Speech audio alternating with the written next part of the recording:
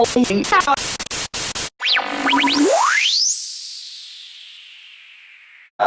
started looking for anti-bullying organizations, and most of them do say the only way you can help out is to donate money. And people know and like educating people, whether it's just in your social group or if it's via the internet. And there's also a lot of volunteer opportunities which can be stressful if you're shy, which I am. But people need help. Food banks, shelter organizations.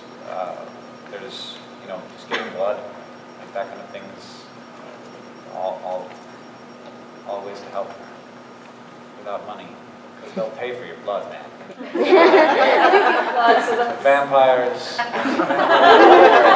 They've been investing for centuries. So. Yeah. Yeah, well, first I just want to say thanks for putting this together, because this is like my favorite part of the internet. It's like, yeah. Anyway, and also just, you guys were talking about, how the internet can streamline things, make things more accessible, but how do you put, and then on the other side you're saying how complex a lot of these issues are, how do you put the balance between like making your projects into kind of like where it can reach a lot of people but still acknowledge the complexity of those issues? Like, how do you balance that? I mean, we've always had a mix of sorts of content, and it's like in terms of me and John and what we've been able to do. It's largely because Vlog Brothers is about Vlog Brothers. It's about me and John. It's not about, we don't really have a thing. Sideshow and Crash Course, for example, have a thing. Like, they do a thing. And then if we, one day we're like, teenage cancer sucks, let's stop it.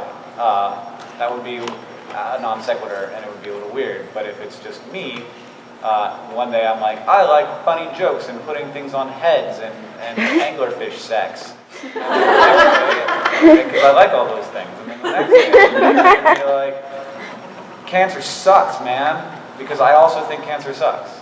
And that's one of the big tricks of online video, is creating content that's both entertaining and taps into your personality directly, because this is just broader online video thing, but the internet is a bottomless well of entertaining content. Like, you'll never run out of things to watch. So if you're just making stuff that's blandly entertaining, and that doesn't have a connection to you as a person, then no one has a reason to come back for your next video, especially if it isn't the best thing you've ever made, which it won't be, because you can only do that once. And so you have to create a connection, and then once you have that connection, then you can basically just be you. Talk about the things that you like in the way that you want, and as long as you're talking about things that you like, it still fits into the thing, whatever the thing is that you're doing. But that's very hard, and was only really possible for John and I, because we started in 2007 and have been doing it for 6 years. I don't know if I have answered your question. It's a very complex question. But yeah, a mix.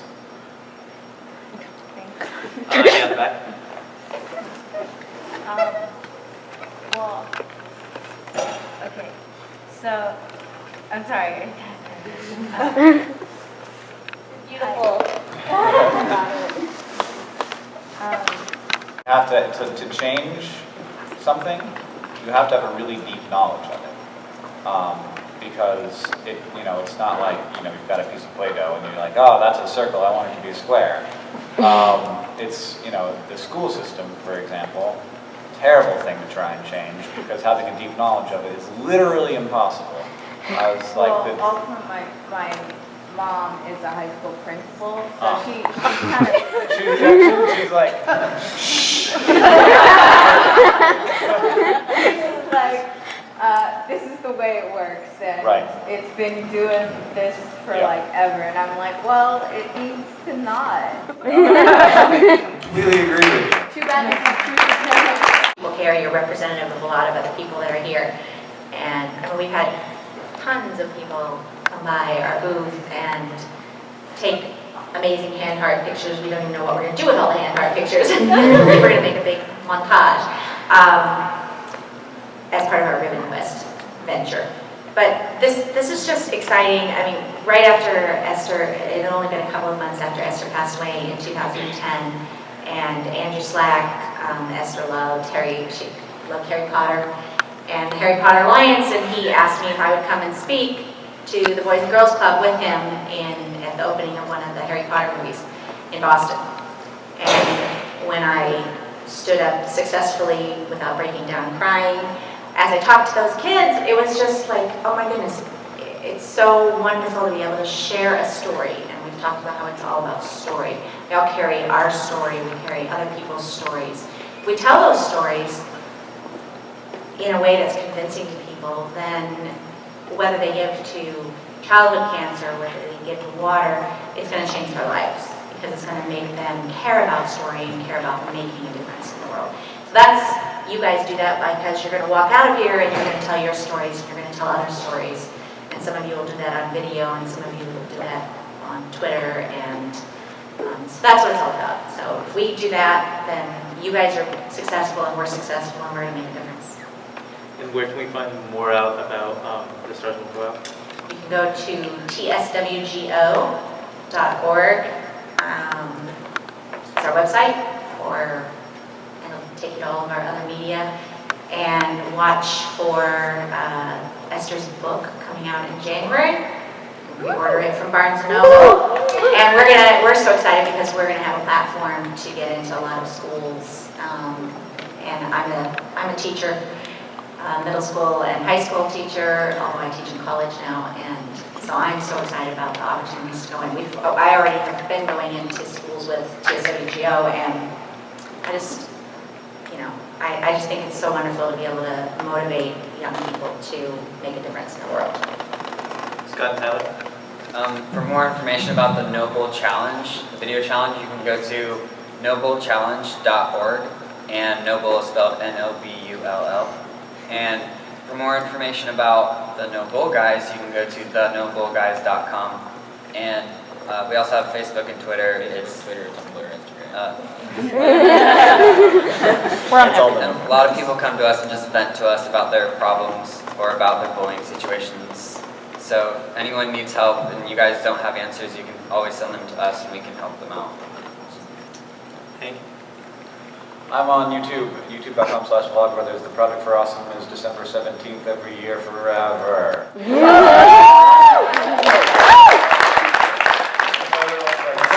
the worst time to have a charity thing, because everybody's like, and I'm like, it's when we did it, okay? What's that? You can go to thirstproject.org for more information about what we're doing with the water crisis, or bring us to your school, and then on Twitter it's just @thirstproject or facebook.com/thirstproject. Great, thank you guys so much. Yeah, no crap, if you did, there would be no water crisis. That's why I'm here, so just because that's the way it's been done before doesn't mean that it's the right way to do it. Yeah, which is a lesson that we learn that lesson, I feel like, when we're young. We realize the world doesn't have to be this way. And then you get a certain age and you're like, but like, I know it doesn't have to be this way, but it is this way, and I'm pretty tired. And so, like, that's what young people are for, man. It's to be in between those two places, where you realize that it doesn't have to be this way, and you're not too tired. all the older people are laughing way harder. We just have time for one more, but then we'll go through and we'll let you know how to get in touch with everyone. Yeah, over there. Hi. Just speaking to what you just said and what you said earlier, that you get way more notice than lessons. And you'd like to sort of say, if you would just do what I tell you, you could really do great stuff. But how do you sort of deal with that so that you're not shutting down the relationship for possible yes later, and still, also move on? When do you sort of give up at the middle and keep moving? I don't give up, ever. But like that's easier to say than done. Like too, I understand, like you do get tired, you do. And I think it's focusing on those victories and those wins, those yeses. Like I said, that those are the things that get us to the next yes. And so I don't like write anybody off if they don't like give us a check or bring us to their school or get on board with us right away. Like I try to keep those relationships going. It might just mean I put less of my time towards like developing that relationship. And I'm also like kind of known for being maybe sometimes too straightforward or blunt. And so like when someone says no to me, like I'll just say, okay, look, like this is genuinely true. I'll say like if someone says, that's just not what we can do, or I'll say like, look, you need to understand like no is not an okay answer for me because you saying no, but truly like you saying no means that you have resolved that there's nothing you can do to help us in this issue. And I was like, I refuse to accept that that's possible because I know you're a better person than that. So